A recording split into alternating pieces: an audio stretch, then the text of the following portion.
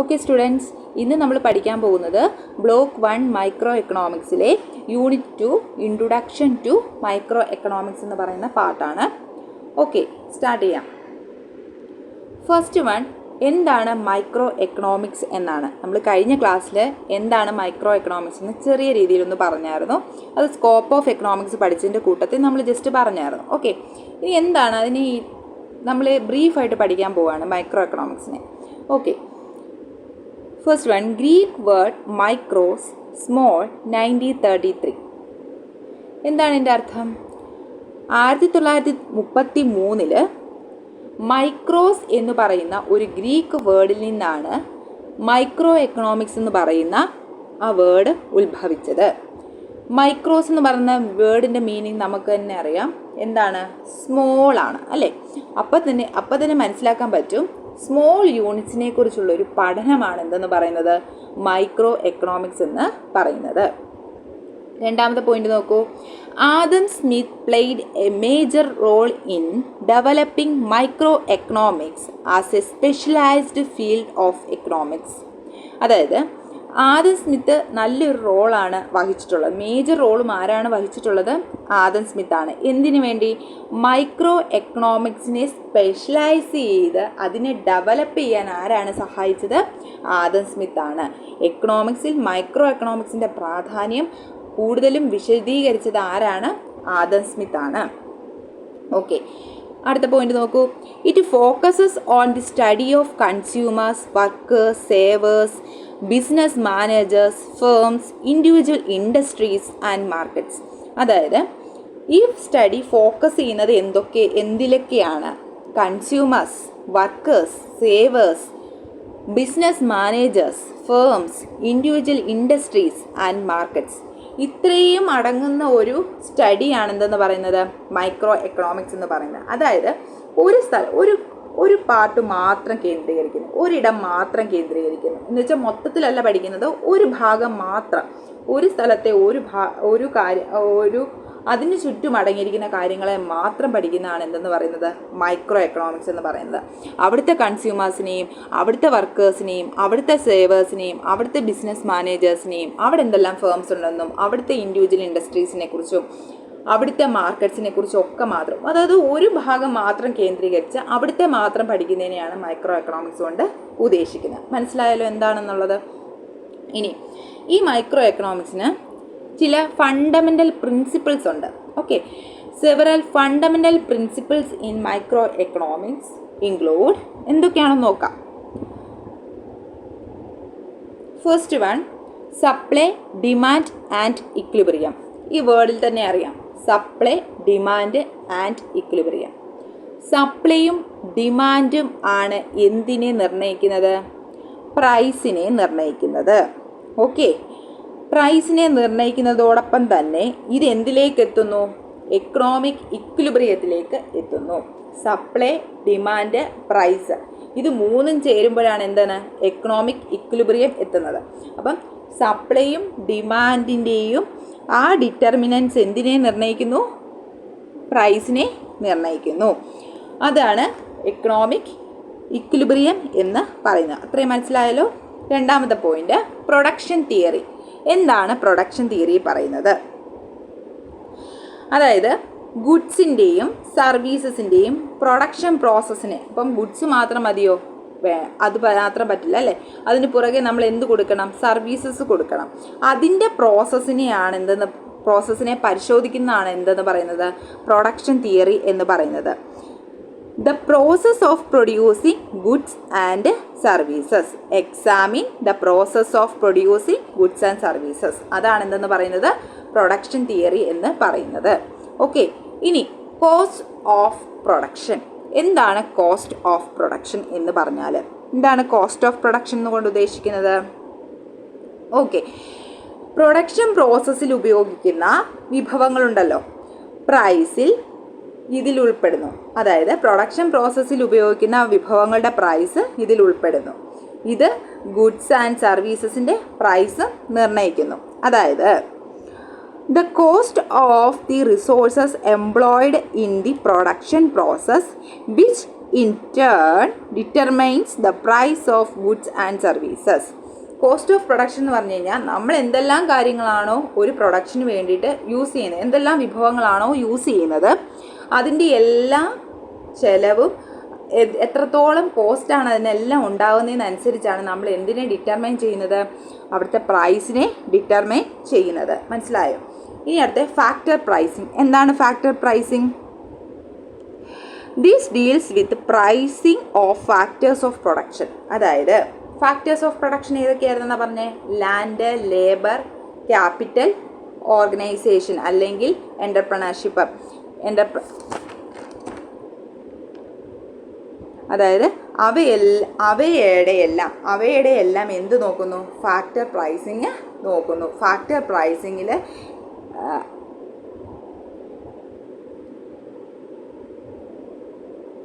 അപ്പം നമ്മൾ ഏതൊക്കെയാണ് പറഞ്ഞേ? Supply, demand and equilibrium, production theory, cost of production, factor pricing. മനസ്സിലായല്ലോ? ഫാക്ടർ പ്രൈസിങ് എന്താണെന്ന് മനസ്സിലായല്ലോ? ഫാക്ടേഴ്സ് ഓഫ് പ്രൊഡക്ഷൻ്റെ പ്രൈസ് ഡിറ്റർമിനേഷനുമായിട്ട് ഈ ഫാക്ടർ പ്രൈസിങ് ബന്ധപ്പെട്ടിരിക്കുന്നു. മനസ്സിലായല്ലോ? ഇത്രയുമാണ് നമ്മുടെ എന്താണെന്നാണ് പറയുന്നത്? Fundamental principles in micro economics എന്ന് പറയുന്നത്. ഓക്കെ, അടുത്ത നോക്കാം. ഡെഫിനിഷൻസ് ആണ് അടുത്തത്. ഗാർഡ്നർ ആക്ലിയും പോൾ സാമുവൽസണും ആണ് ഇതിനൊരു ഡെഫിനിഷൻസ് കൊടുത്തിട്ടുണ്ട്. രണ്ടുപേർക്കും അനുയോജ്യമായ ഡെഫിനിഷൻസ് കൊടുത്തിട്ടുണ്ട്. Micro economics deals with the division of total output among industries, products and firms and the allocation of resource among competing group. അതായത് അലോക്കേഷൻ ഓഫ് റിസോഴ്സ് എന്ന് പറഞ്ഞാൽ എന്താണ്? നമുക്ക് വിഭവങ്ങളുടെ ലഭ്യത അനുസരിച്ച് തന്നെ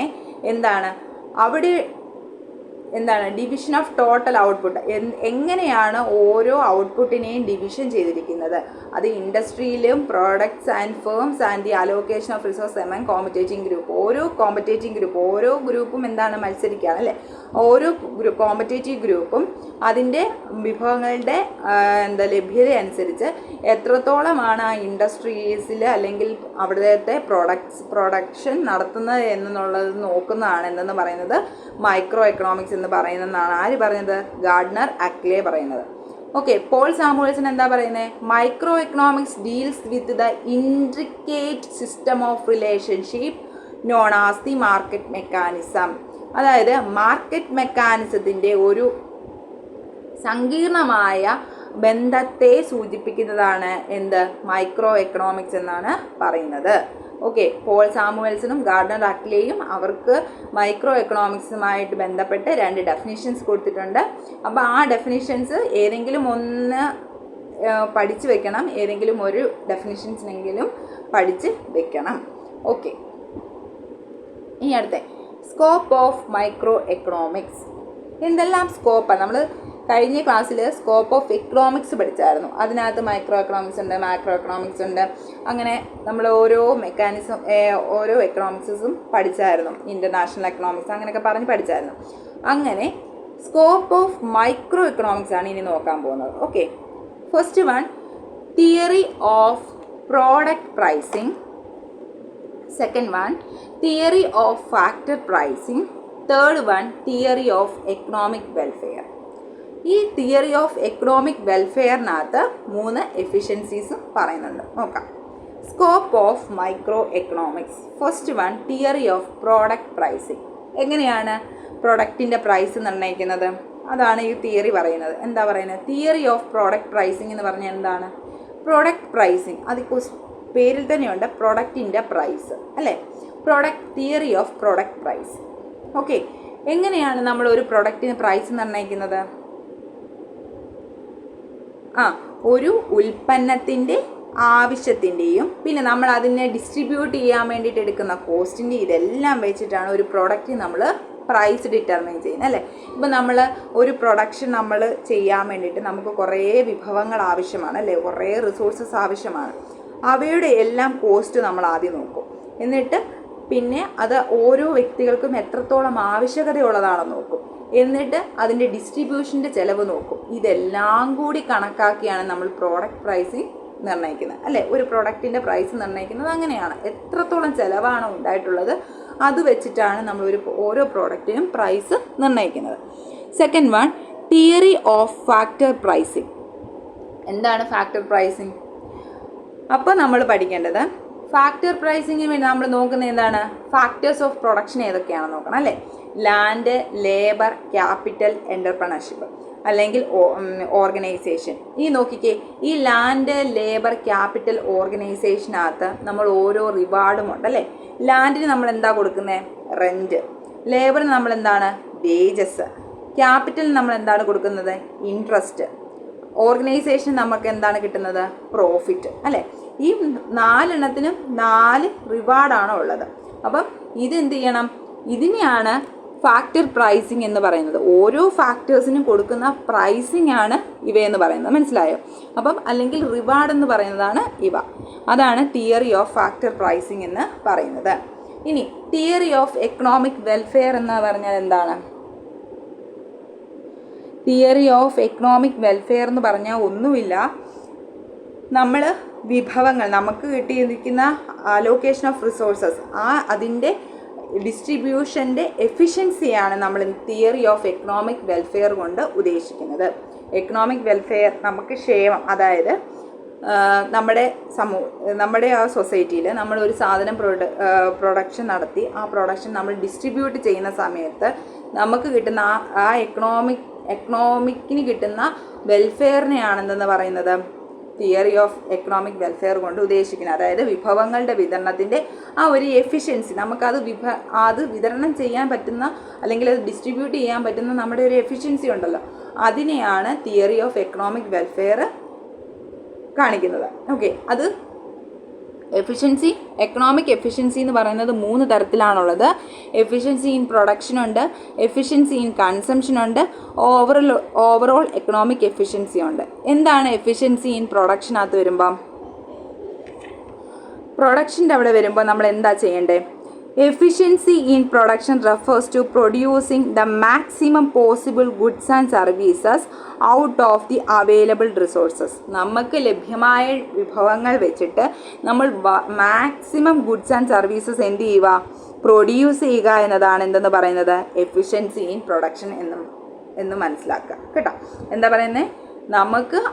നമുക്ക് ലഭ്യമായ വിഭവങ്ങൾ ഉപയോഗിച്ചിട്ട് നമ്മൾ മാക്സിമം ഗുഡ്സ് ആൻഡ് സർവീസസ് എന്ത് ചെയ്യുന്നു? പ്രൊഡ്യൂസ് ചെയ്യുന്നു. അതാണ് എഫിഷ്യൻസി ഇൻ പ്രൊഡക്ഷൻ. എന്താണ് എഫിഷ്യൻസി ഇൻ കൺസംഷൻ എന്ന് പറഞ്ഞു കഴിഞ്ഞാൽ?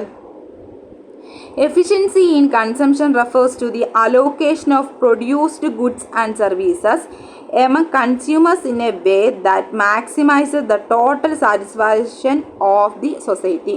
അതായത് നമ്മുടെ സൊസൈറ്റിയുടെ സാറ്റിസ്ഫാക്ഷൻ അനുസരിച്ച് അല്ലെങ്കിൽ അവർക്ക് സംതൃപ്തി കിട്ടുന്ന അളവിൽ എന്ത് ചെയ്യുക? ഗുഡ്സ് ആൻഡ് സർവീസസിനെ പ്രൊവൈഡ് ചെയ്ത് കൊടുക്കുക, ഡിസ്ട്രിബ്യൂട്ട് ചെയ്ത് കൊടുക്കുക. അതാണ് എഫിഷ്യൻസി ഇൻ കൺസംഷൻ. ഇനി ഓവറോൾ എക്കണോമിക് എഫിഷ്യൻസി എന്ന് പറഞ്ഞാൽ എന്താണ്? അതായത് ആളുകൾക്ക് ഏറ്റവും കൂടുതൽ ആവശ്യമുള്ളവ നമ്മൾ പ്രൊഡ്യൂസ് ചെയ്യുന്നതിനെയാണ് എന്തെന്ന് പറയുന്നത്?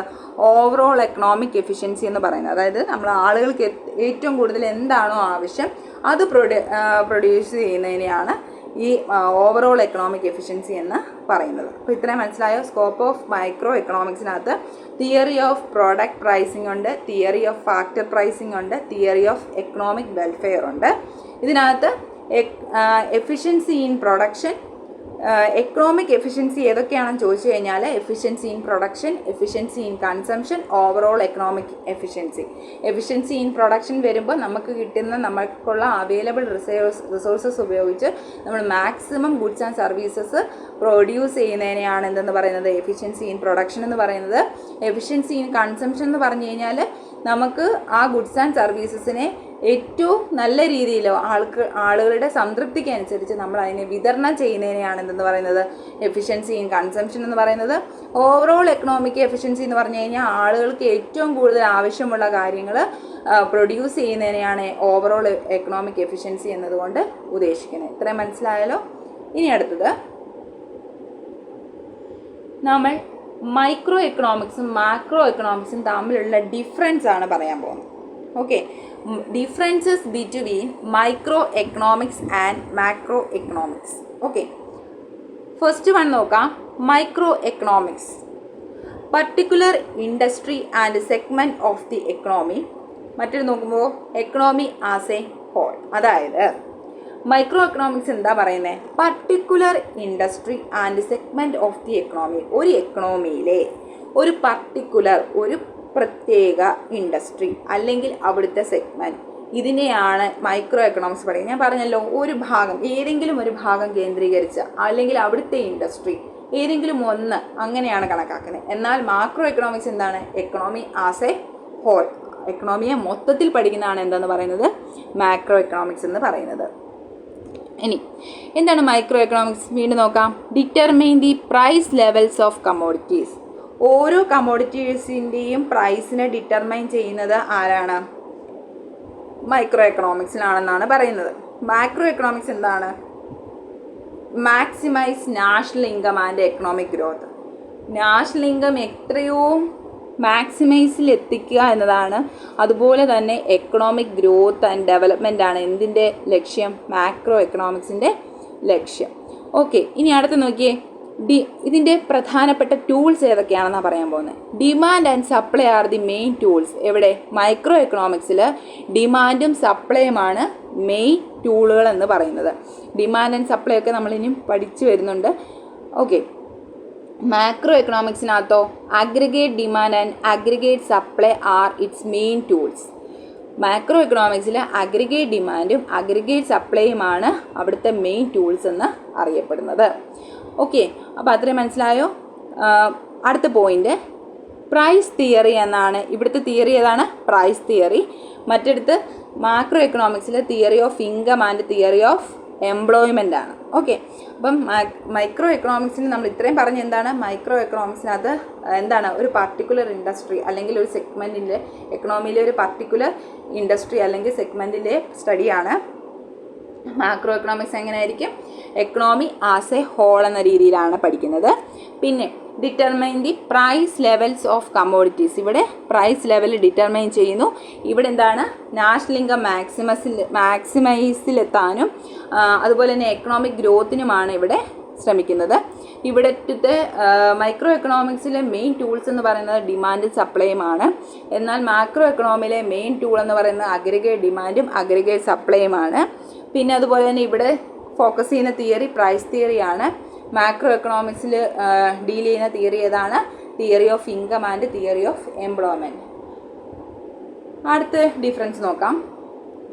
മൈക്രോ എക്കണോമിക്സിന് എപ്പോഴും നാരോ സ്കോപ്പായിരിക്കും ഉള്ളത്.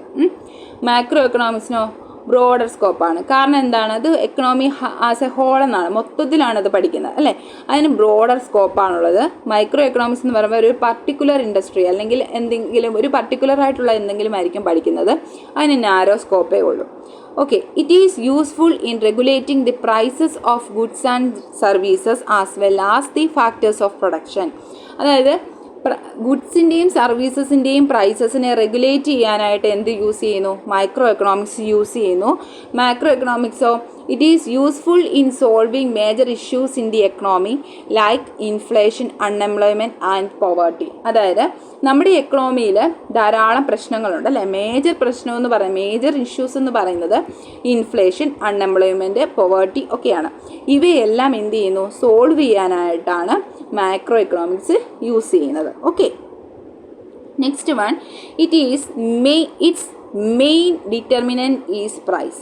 അതായത് ഡിറ്റർമിനൻറ്റ് എന്താണ്? ഇവിടുത്തെ മെയിൻ പ്രൈസ് ആണ് മൈക്രോ എക്കണോമിക്സിൽ. എന്നാൽ മറ്റെടുത്തോ ഇൻകമാണ് അല്ലേ. മാക്രോ എക്കണോമിക്സിൽ എപ്പോഴും എന്താണ്? ഇൻകമാണ്. അവിടെ നാഷണൽ ഇൻകം എപ്പോഴും മാക്സിമൈസിൽ എത്താനാണ് ശ്രമിക്കുന്നത്.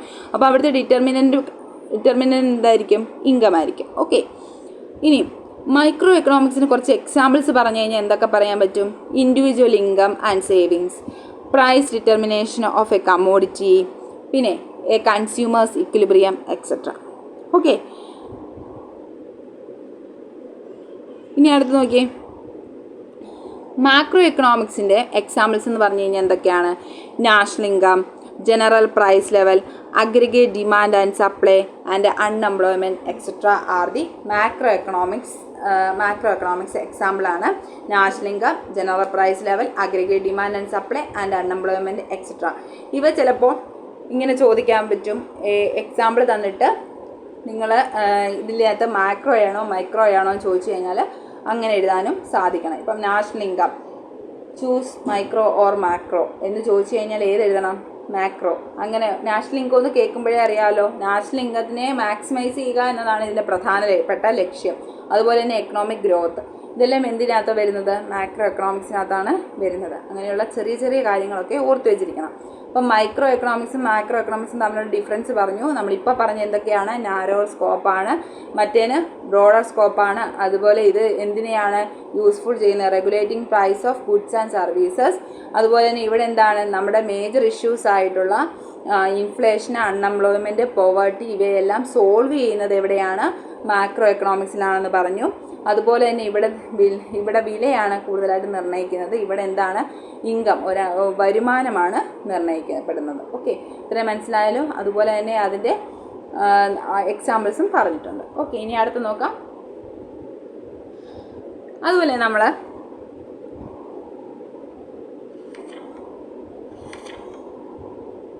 നമ്മുടെ സെൻട്രൽ എക്കണോമിക് പ്രോബ്ലം എന്ന് പറയുന്നത്, സെൻട്രൽ എക്കണോമിക്, ഇത് ബേസിക് എക്കണോമിക് പ്രോബ്ലം ആണ് ഇനി നമ്മൾ കൈകാര്യം ചെയ്യാൻ പോകുന്നത്. നമ്മുടെ സെൻട്രൽ എക്കണോമിക് പ്രോബ്ലം എന്തായിരുന്നു? നമ്മൾ കഴിഞ്ഞ ക്ലാസ്സിലൊക്കെ പഠിച്ചതാണ്. എന്തൊക്കെയാണ്? സ്കേഴ്സിറ്റിയും നമ്മുടെ ചോയ്സുമാണ് അല്ലേ? എന്തായിരുന്നു സ്കേഴ്സിറ്റി? ലിമിറ്റഡ്, അതായത് ലിമിറ്റഡ് റിസോഴ്സസിനെയാണ് നമ്മൾ സ്കേഴ്സ് റിസോഴ്സസ് എന്ന് പറയുന്നത്. ലിമിറ്റഡ് റിസോഴ്സസിനെയാണ് സ്കേഴ്സിറ്റി. ഇനി സ്കേഴ്സിറ്റി എന്ന് പറഞ്ഞു കഴിഞ്ഞാൽ ലിമിറ്റഡ് ആയിട്ടുള്ള റിസോഴ്സസിനെയാണ് സ്കേഴ്സിറ്റി എന്ന് പറയുന്നത്. പിന്നെ അതുപോലെ തന്നെ നമ്മുടെ ചോയ്സ്, അതുപോലെ ഇപ്പം എപ്പോഴും നമ്മുടെ ചോയ്സ് വരുന്നത് നമ്മുടെ സൊസൈറ്റിയിൽ എപ്പോഴും ലിമിറ്റഡ് ആയിട്ടുള്ള കാര്യങ്ങളായിരിക്കും നമ്മളെപ്പോഴും നമ്മുടെ ചോയ്സ് അല്ലേ? അപ്പോൾ അത് നമ്മുടെ വാണ്ട്സ് എന്ന് പറയുന്നത് എന്താണ്? അൺലിമിറ്റഡ് ആണെന്ന് ഞാൻ ഇന്നലെ പറഞ്ഞായിരുന്നു. അപ്പം എന്താണ് നമ്മുടെ ചോയ്സസ്? നമ്മുടെ ചോയ്സസ് നമ്മുടെ ആ ഒരു സ്കേഴ്സ് റിസോഴ്സുമായിട്ട് നമ്മൾ എങ്ങനെ അത് സാറ്റിസ്ഫൈ ചെയ്യും എന്നുള്ളതൊക്കെയാണ് നമ്മുടെ സെൻട്രൽ പ്രോബ്ലം എന്ന് പറയുന്നത്. ഇനി നമ്മൾ പഠിക്കാൻ പോകുന്നത് ബേസിക് എക്കണോമിക് പ്രോബ്ലംസ് ആണ്. എന്താണ് ഇനി നമ്മൾ പഠിക്കാൻ പോകുന്നത്? ബേസിക് എക്കണോമിക് പ്രോബ്ലംസ് ആണ്. അതിനകത്ത് first one, what to produce, how to produce, for whom to produce. നമ്മുടെ 3 ബേസിക് എക്കണോമിക് പ്രോബ്ലംസ് എന്ന് പറയുന്നതാണ് what to produce, how to produce, for whom to produce. എന്താണ് ഏതളവിൽ എന്നതാണ് വാട്ട് ടു പ്രൊഡ്യൂസ് എന്നതുകൊണ്ട് ഉദ്ദേശിക്കുന്നത്. ഹൗ ടു പ്രൊഡ്യൂസ് എന്ന് പറഞ്ഞു കഴിഞ്ഞാൽ എന്താണ്? എങ്ങനെയാണ് നമ്മൾ അത് പ്രൊഡ്യൂസ് ചെയ്യുന്നത്. ഫോർ ഹും ടു പ്രൊഡ്യൂസ് എന്ന് പറഞ്ഞു കഴിഞ്ഞാൽ ആർക്ക് വേണ്ടി നമ്മളത് പ്രൊഡ്യൂസ് ചെയ്യുന്നു, അല്ലെങ്കിൽ ആർക്ക് വേണ്ടി നമ്മളത് ഉൽപ്പാദിപ്പിക്കുന്നു എന്നീ 3 ചോദ്യങ്ങളാണ് എന്താണ് ബേസിക് എക്കണോമിക് പ്രോബ്ലംസ് എന്ന് അറിയപ്പെടുന്നത്. അപ്പോൾ ബേസിക് എക്കണോമിക് പ്രോബ്ലംസ് ഏതൊക്കെയാണെന്ന് ചോദിച്ചു കഴിഞ്ഞാൽ what to produce, how to produce, whom to produce. Okay, ഈ ഫസ്റ്റ് വൺ നോക്കാം. What to produce. ഇവിടെ നമ്മൾ ഒരു സെൻറ്റൻസ് നിങ്ങൾ ഓർത്ത് വയ്ക്കണം. Allocation of resources. ഈ സെൻറ്റൻസ് നിങ്ങൾ ഓർത്ത് വെച്ചിരിക്കണം. അത് എന്തിനകത്താണ് വരുന്നത്? വാട്ട് ടു പ്രൊഡ്യൂസിനകത്താണ് വരുന്നത്. എന്താണ്? Allocation of resources. അതായത് what to produce, allocation of resources എന്ന് പറയാൻ കാരണം എന്താണ്? വാട്ട് ടു പ്രൊഡ്യൂസ്, എന്ത് ഉൽപ്പാദിപ്പിക്കണം. അതായത് അലോക്കേഷൻ ഓഫ് റിസോഴ്സസ് എന്ന് പറയാൻ കാരണം ഇത്രയേ ഉള്ളൂ. നമുക്ക് ലഭ്യമായ വിഭവങ്ങൾ ഉപയോഗിച്ച് മാക്സിമം നമ്മൾ എന്ത് ചെയ്യുക? ഗുഡ്സ് ആൻഡ് സർവീസസ് പ്രൊവൈഡ് ചെയ്യുക. ഇതാണ് വാട്ട് ടു പ്രൊഡ്യൂസ്. എന്ത് ഉൽപ്പാദിപ്പിക്കണം. എന്തിൻ്റെ ബേസിലാണ്? Allocation of resources. ഈ വേർഡ് നിങ്ങളുടെ ആൻസർ ഷീറ്റിൽ ക്വസ്റ്റ്യൻ വരുമ്പോൾ ആൻസർ ഷീറ്റിൽ ഈ വേർഡ് നിങ്ങൾ എഴുതണം. വാട്ട് ടു പ്രൊഡ്യൂസിൻ്റെ അവിടെ നമ്മൾ എന്താണ് ചെയ്യേണ്ടത്? Allocation of resource. ഇനി നിങ്ങൾക്ക് എഴുതാൻ പറ്റുമല്ലോ. വാട്ട് ടു പ്രൊഡ്യൂസ് എന്ന് ചോദിക്കുമ്പോൾ അലോക്കേഷൻ ഓഫ് റിസോഴ്സ് എന്ന് പറയുന്ന ഒരു വേർഡ് കിട്ടിക്കഴിഞ്ഞാൽ നിങ്ങൾക്ക് എഴുതാൻ പറ്റുമല്ലോ. അതായത് നമുക്ക് ലഭ്യമായ വിഭവങ്ങൾ ഏതെല്ലാമാണോ അവയുടെ ലഭ്യത അനുസരിച്ച് നമ്മൾ എന്ത് ചെയ്യണം? കൂടുതൽ maximum goods and services produce ചെയ്യുക. ഇതാണ് വാട്ട് ടു പ്രൊഡ്യൂസ്. എന്താണ് how to produce? How to produce, എങ്ങനെ ഉൽപ്പാദിപ്പിക്കാം. എങ്ങനെ ഉൽപ്പാദിപ്പിക്കണം?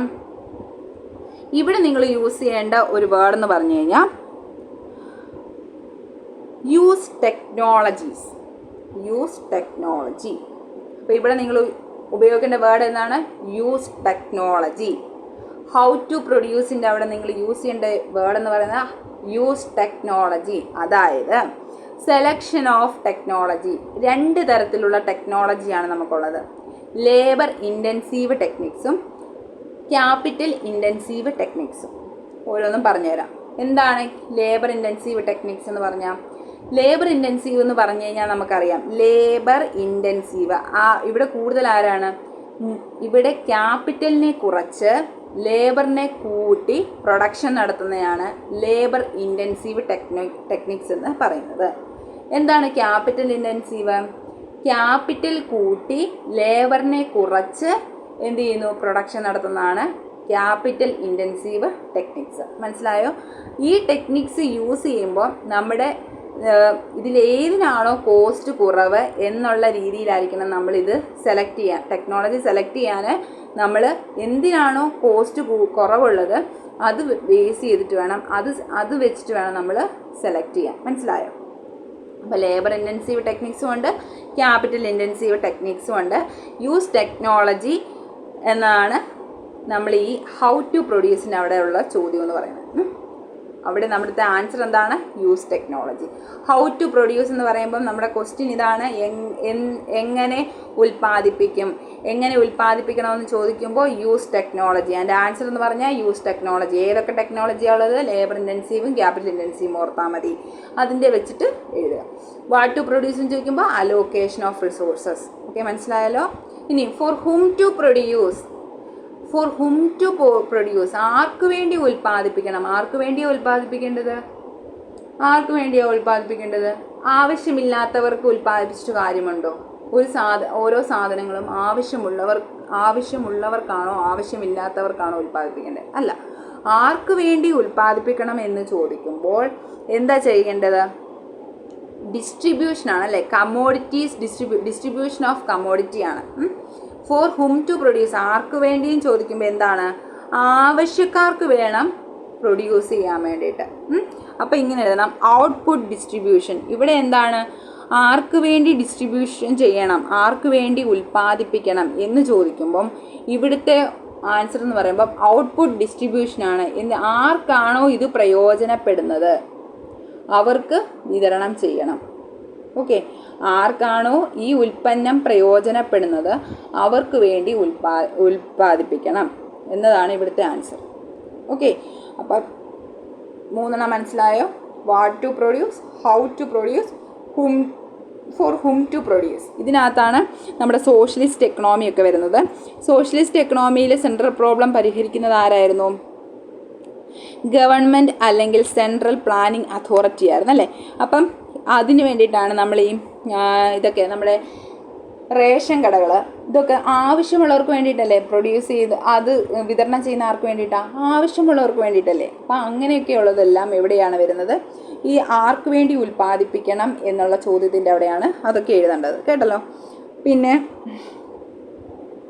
അതുപോലെ തന്നെ നമ്മുടെ ഈ ഫ്രീ മാർക്കറ്റ് എക്കണോമിയിൽ നമ്മൾ യൂസ് ചെയ്യുന്ന മെക്കാനിസം എന്ന് പറയുന്നത് പ്രൈസ് മെക്കാനിസമാണ്. ഇതൊക്കെ എഴുതേണ്ടത് എവിടെയാണ്? ഫോർ ഹും ടു പ്രൊഡ്യൂസിൻ്റെ അവിടെ ചേർക്കേണ്ട കാര്യങ്ങളാണ് ഇതൊക്കെ. അപ്പം എന്താണ് പറയേണ്ടത്? What to produce, how to produce, for whom to produce. What to പ്രൊഡ്യൂസിൻ്റെ അവിടെ നമ്മൾ എഴുതണം allocation of resources. How to പ്രൊഡ്യൂസിൻ്റെ അവിടെ എഴുതണം use technologies. For whom to പ്രൊഡ്യൂസിൻ്റെ അവിടെ എഴുതണം ഔട്ട്പുട്ട് ഡിസ്ട്രിബ്യൂഷൻ. അതായത് ആർക്കാണോ ഈ ഔട്ട്പുട്ട് ആവശ്യമായിട്ടുള്ളത്, ആർക്കാണോ ഇത് വേണ്ടിയിട്ടുള്ളത്, ആർക്കാണോ അത്യാവശ്യം അവർക്ക് എന്ത് ചെയ്യണം? ഡിസ്ട്രിബ്യൂട്ട് ചെയ്യണം. ഓക്കെ, ഇനി അടുത്തത് ഇത്രയും മനസ്സിലായല്ലോ? നമ്മൾ ഇതുവരെയുള്ള നമ്മുടെ ഈ പോർഷൻസ് മനസ്സിലായല്ലോ? ഫസ്റ്റ് നമ്മൾ പഠിച്ചു എന്താണ് മൈക്രോ എക്കണോമിക്സ് എന്ന് പഠിച്ചു, അതിൻ്റെ ഫണ്ടമെൻ്റൽ പ്രിൻസിപ്പിൾസ് ഒക്കെ പഠിച്ചു. അതിനുശേഷം അതിൻ്റെ സ്കോപ്പ് നോക്കി. അതിനുശേഷം നമ്മൾ അതിൻ്റെ സ്കോപ്പ് കഴിഞ്ഞിട്ട് നമ്മളതിനെ ഡിഫറൻസ് നോക്കി. എന്തിൻ്റെ? മൈക്രോയുടെയും മാക്രോയുടെയും ഡിഫറൻസ് നോക്കി. അതിനുശേഷം നമ്മളതിൻ്റെ അത് സെൻട്രൽ പ്രോബ്ലം എന്താണെന്ന് മനസ്സിലാക്കി ബേസിക് എക്കണോമിക് പ്രോബ്ലംസിലേക്ക് എത്തി. സെൻട്രൽ പ്രോബ്ലം എന്തായിരുന്നു? സ്കേഴ്സിറ്റിയും ചോയ്സും ആണ്. നമുക്ക് നേരത്തെ അറിയാം, നമ്മൾ നേരത്തെ പഠിച്ചിട്ടുണ്ട്. ഓക്കെ, അത് കഴിഞ്ഞിട്ട് നമ്മൾ ബേസിക് എക്കണോമിക് പ്രോബ്ലംസിലേക്ക് എത്തി. What to produce, how to produce, for whom to produce. ഇതുവരെയുള്ളതെല്ലാം മനസ്സിലായല്ലോ? ഓക്കെ, ഇനി നിങ്ങൾക്ക് കുറച്ച് ഒബ്ജക്റ്റീവ് ടൈപ്പ് ക്വസ്റ്റ്യൻസ് ആണ് തരുന്നത്. ഈ ഒബ്ജക്റ്റീവ് ടൈപ്പ് ക്വസ്റ്റ്യൻസ് നിങ്ങളെല്ലാം വായിച്ച് നോക്കിയിട്ട് വേണം എന്ത് ചെയ്യാൻ ആൻസർ ചെയ്യാൻ വേണ്ടിയിട്ട്. ഓക്കെ, ഓരോ ക്വസ്റ്റ്യൻസും എന്ത് ചെയ്യണം? വായിച്ച് നോക്കണം. ഫസ്റ്റ് ക്വസ്റ്റ്യൻ നോക്കൂ. What does scarcity mean in economics? What is the root cause of all problems in economics? What does microeconomics focus on? Name the word from which the term micro is derived from.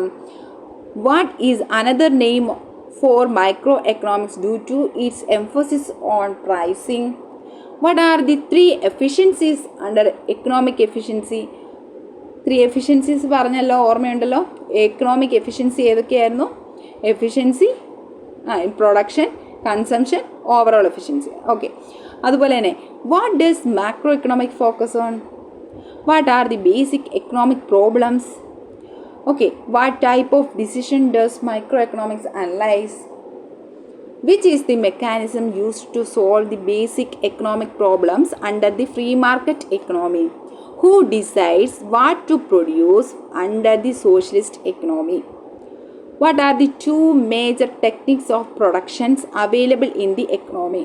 ഇത്രയുമാണ്. ഒരു 12 objective type questions കൊടുത്തിട്ടുണ്ട്, അതിൻ്റെ ആൻസേഴ്സും കൊടുത്തിട്ടുണ്ട്. ഇത് നിങ്ങൾ questions നോക്കി നിങ്ങൾ തന്നെ ഇത് ഫില്ല് ചെയ്തിട്ട് മാത്രമേ ഈ ആൻസേഴ്സിലേക്ക് നോക്കാൻ പാടുള്ളൂ.